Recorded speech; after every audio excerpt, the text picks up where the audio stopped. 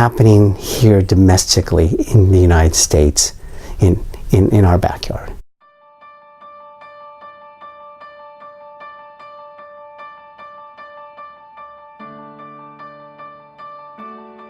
It's not just people from other countries brought here.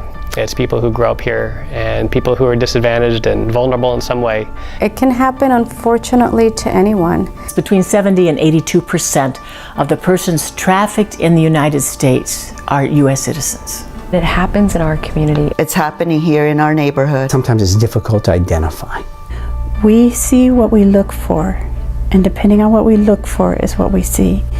And so if we're not looking in the right places, we're not going to see a lot of the aspects of human trafficking. How complex of an issue it is, in the sense that sometimes we think like, oh, people are enslaved and we just need to free them, and then that's it. But there's so many more factors that keep people in these cycles of trafficking. It is here. It's all around you. It's hidden in plain sight. It's in your backyard.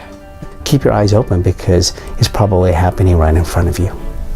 It's the second biggest crime industry underneath drug dealing. Labor trafficking will soon outdistance sex trafficking. I think there's a big misconception that it's just sort of sexual trafficking because that's what gets all the play and all the media attention.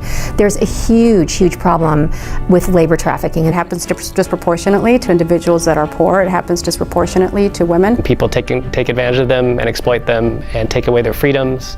And it is modern day slavery because they do not have a choice and their rights are being taken away. When you think about human trafficking, you have this image of your head of someone being bound in chains, and the reality is that many times those chains are not visible to us. It's not far away, so it's not something across the waters, across the ocean, or in another part of the country, but it's within your neighborhood. Look beneath the surface.